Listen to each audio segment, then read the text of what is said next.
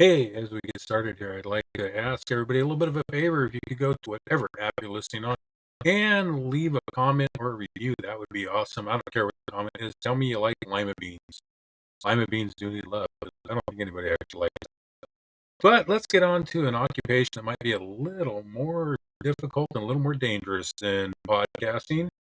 And it's fair to say that mining is a dangerous occupation. Those people willing to dig into the bowels of the earth, hoping to extract mineral wealth, have always been a tough breed. It's dirty, hard work. Danger comes in the form of cave-ins, explosions, flooding, and pockets of methane gas.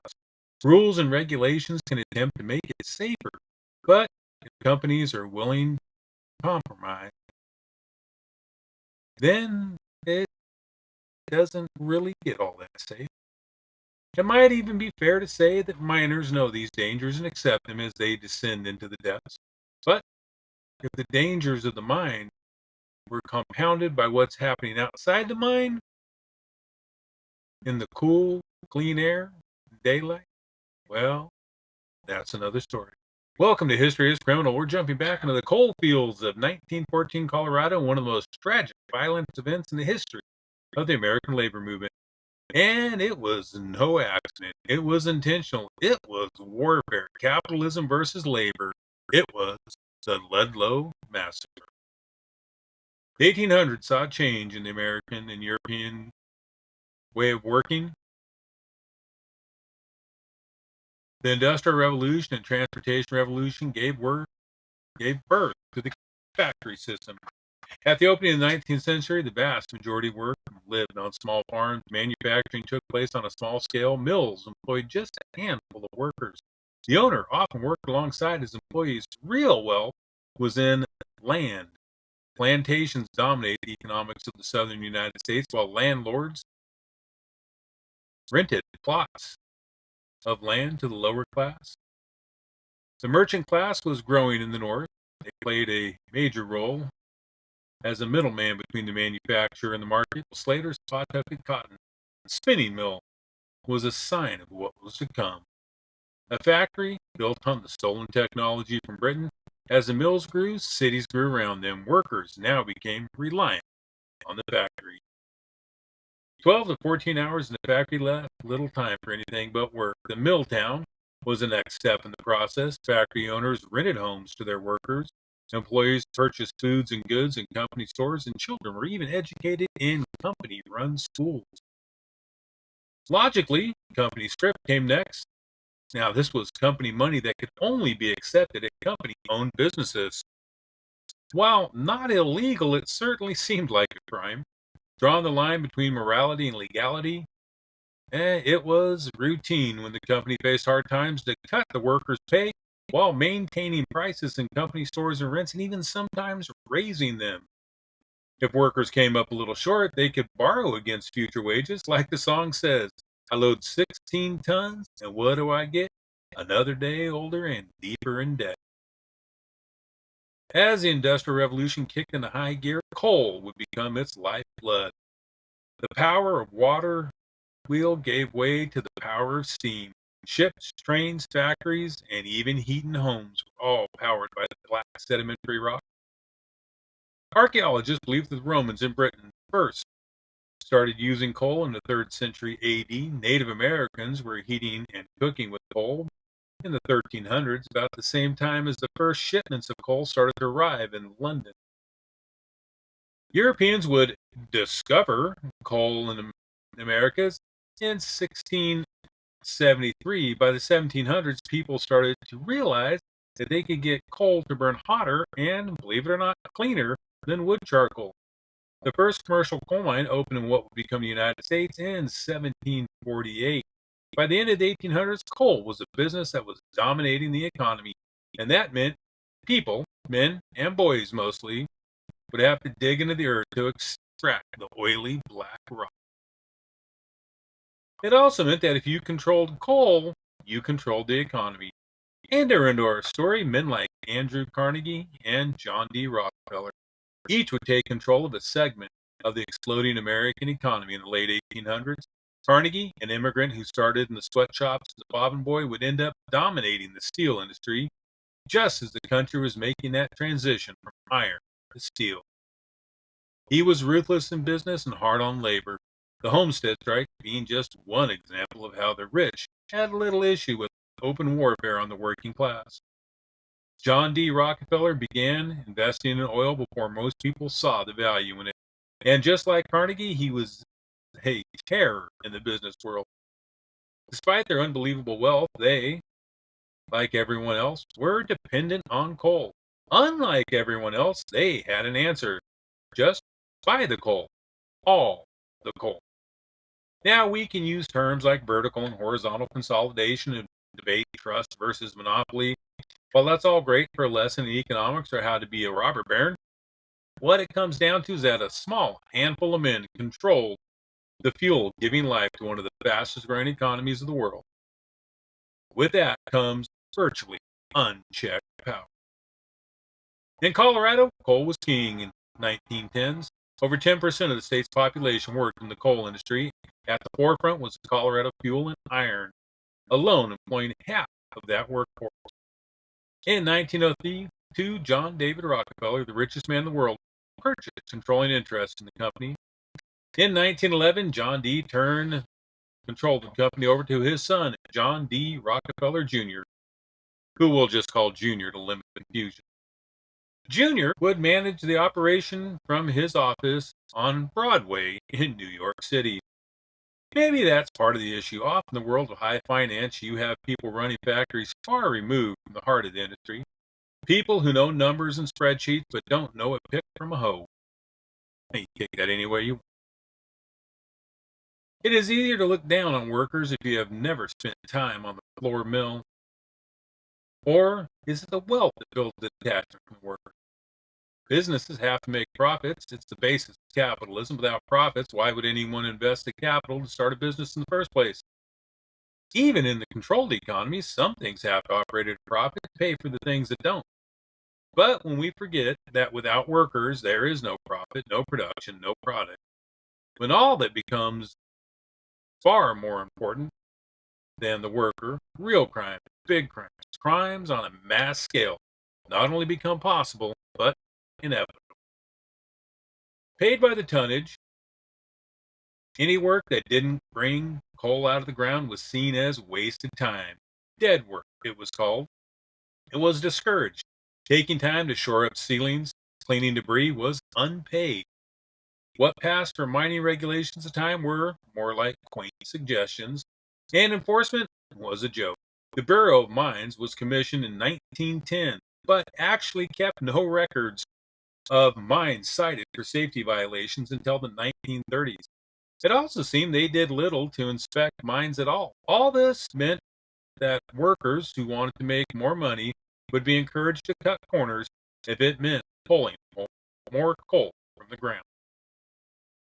Companies only interested in profits, workers scrambling for a little more pay, and governments that believed any regulation smelt of un-Americanism and socialism was a recipe for death, and death was common.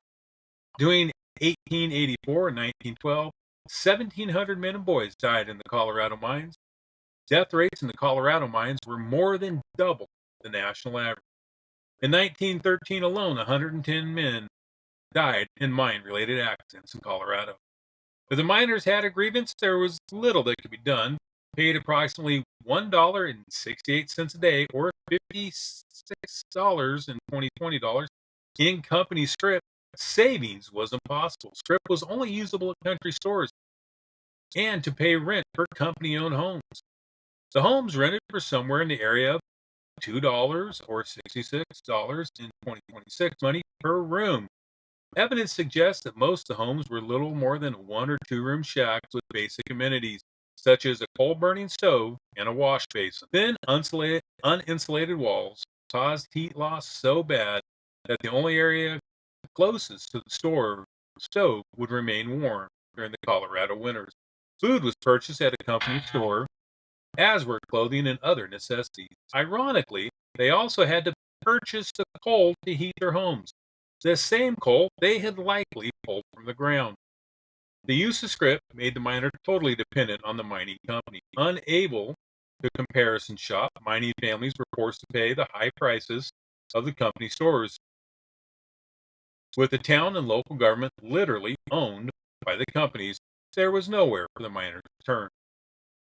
Miners saw unions as the only answer to their struggle with management. For those who managed to get their mines unionized, the success was noticeable. Not only did they see better pay and living conditions, but a 40% decrease in the number of injuries. That's right, the unionized mines, you saw a 40% decrease in the number of injuries. These improvements came at a cost to the robber barons who owned the mines. Attempts to unionize were met with force. In 1900, the United Mine Workers, or UMW, began to focus on unionizing mines in the western states, including Colorado. And Colorado Fuel and Coal was a primary target because of its atrocious record of injury and death. To break the possibility of strikes, companies brought in foreign workers, mainly from Mexico and Southern Europe. The company even took the added steps of mixing nationalities on work crews, hoping that language and culture barriers would prevent organization. So, in other words, the big companies kind of fueled racism as a way to keep people from organizing. However, the United Mine Workers continued to organize behind the scenes. In 1913, they presented a list of 7 demands to the Colorado Fuel and Coal Company. 1. Recognition of the UMW. Second, an increase of tonnage paid to 10% equal to other mines in the region. Pay for dead work. The election of their own weightmen to weigh the tonnage. There had been questions about the accuracy of some of the weights. The right to use any store, boarding house, or doctor. And the actual enforcement of Colorado mining regulations, including safety and the banning of payment in scrip. Yes, scrip was actually illegal in Colorado, although it was still being used because nobody was really interested in enforcing the regulations.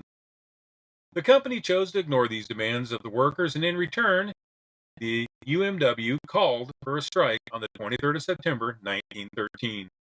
9,000 miners went on strike. The company took the steps of evicting the miners and their families from the company housing. The union had prepared for this. After all, it was a common tactic used in company towns. They leased land at the head of canyons on the route to the mines. There they set up tent cities for the miners and their families. Each tent included a cast iron stove for heat and cooking. It was perched on a wooden platform to avoid sitting in the wet, cold, soon to be frozen Colorado soil. The company took the next predictable step of bringing in scabs to replace the striking workers. They had also hired Baldwin Belt Detective Agency to protest. Sorry, not to protest, but to protect the scabs and harass the strikers. Baldwin Felt's agents were heavily armed and well known for their aggressive strike-breaking tactics. This time, they had brought with them a special armored car called the Death Special with a mounted machine gun. The Death Special patrolled the edges of the tent cities, and both the armored car and snipers occasionally fired shots into the tents, injuring and killing some miners and their families. To protect themselves, miners dug pits in the middle of their tent floors and covered them with wood or metal. Conflict between striking miners and scabs resulted in injuries and some deaths on both sides. Then a pitched battle broke out between the largely Greek miners and deputy sheriffs who had been deputized specifically to work to break the strike. This violence would become known as the Colorado Coalfield War. Now, Junior and the mine managers hoped that the coming of the Colorado winter would force the miners to either return to work or abandon their tent cities. But the miners held out. When winter turned into spring, the strike continued despite the best efforts of Baldwin Felt.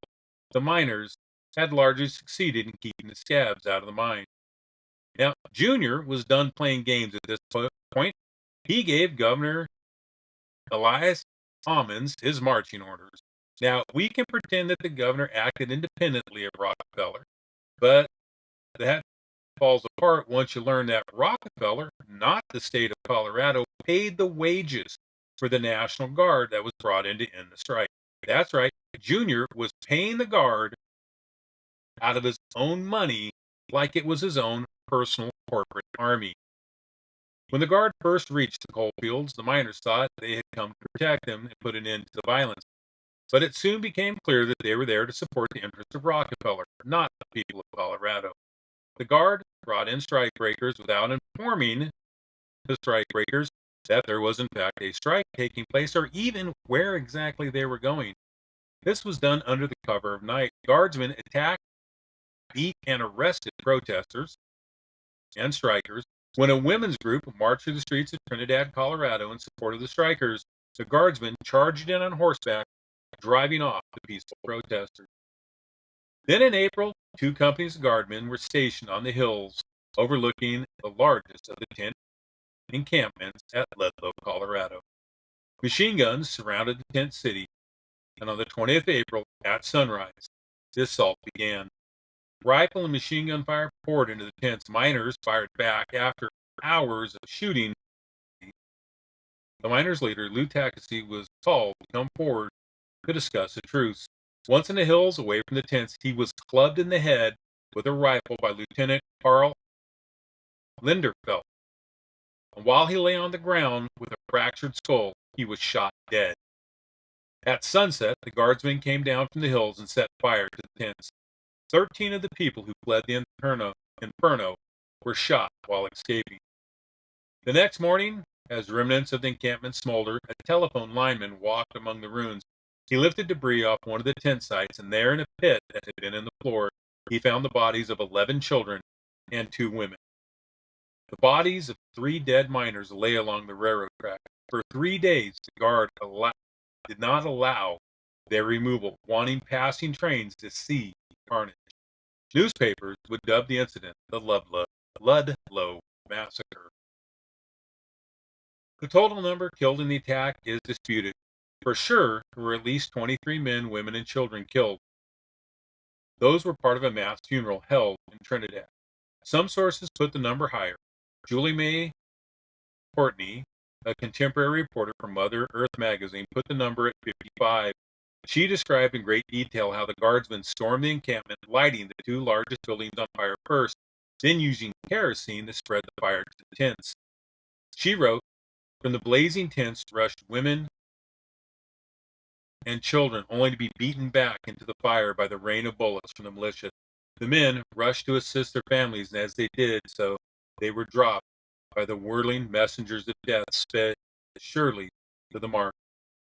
It didn't take long for the news to reach beyond Ludlow and Trinidad. UMW issued a call for action. Miners across Colorado walked off the job, gathered arms, and headed towards Trinidad and Ludlow. In Trinidad, following the funeral of the 26 who died at Ludlow, miners walked down the street to a building where weapons had been waiting for them. They started their march toward Ludlow, destroying mine property, blowing up mine shafts, and killing some mine guards en route. The Denver chapter of the Cigar Makers Union voted to send 500 armed men to Ludlow. The Denver United Garment Workers volunteered 400 of their own members to serve as nurses to give aid to the growing strikers' army. 5,000 people protested in front of the state capitol, demanding Guard leaders be tried for murder and called the governor an accessory.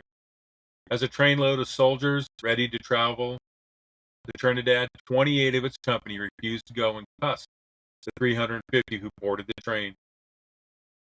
84-year-old Mary Hines, Mother Jones, noted reformer of the late 19th and early 20th century, traveled to Trinidad to give her support. As soon as she was recognized, she was arrested and held in jail incognito so nobody would know she was there who could come and get her released. In New York, Rockefeller's office at 26 Broadway saw protesters. New York Times said of the attack in a quite cavalier way, "Somebody blundered." But when news reached New York of the miners marching through the hills, they called it the deadliest weapons of civilization in the hand of savage-minded men, and called for it to be put down by the use of force urging President Wilson to, quote, turn his attention away from Mexico long enough to take stern measures in Colorado. Governor Ammons asked for federal troops to be sent to restore order. Wilson obliged, and in late April, federal troops replaced the Colorado National Guard. A congressional hearing gathered 6,000 pages of testimony and evidence on the massacre. The official body count was placed at 66 men, women, and children, and when the dust settled, not a single Guard member was held accountable for the attack. With the U.S. Army in place, the strike died down. The Union failed to get recognition. Script continued to be used until 1938, despite the fact that it was illegal under Colorado law. In 1938, federal law outlawed the use of script. The Mine Bureau continued to be useless at least for another full decade before it was finally given some authority to actually regulate mines. So, why did the outrage die down? These people shot down in Colorado, men, women, and children. Well, why didn't the American people demand justice? It seems our attention was about to turn elsewhere. That same morning, the bodies were being discovered in Ludlow. U.S. Navy ships opened fire on Veracruz, Mexico. In the grand scheme, the shots fired in Veracruz would be minor, but just 2 months later, the assassination of Archduke Franz Ferdinand would alter world events forever. The Mine Bureau was shut down, actually, in 1996, with its regulatory powers divided among numerous other federal agencies. In a bit of irony, it was a bill introduced by a congressman in 1910 to reestablish the Mine Bureau. Its author, Senator J. Rockefeller, Democrat of West Virginia, or, as he's known by his legal name, John Davison Rockefeller IV. This has been History is Criminal. Join us next week as we dig into the dirty past, this time jumping all the way back to ancient Greece and the crimes and death of Socrates, or as my friends Bill and Ted would say, so crazy. Until then, if you liked what you heard, tell a friend. If not, tell an enemy. Never suffer alone.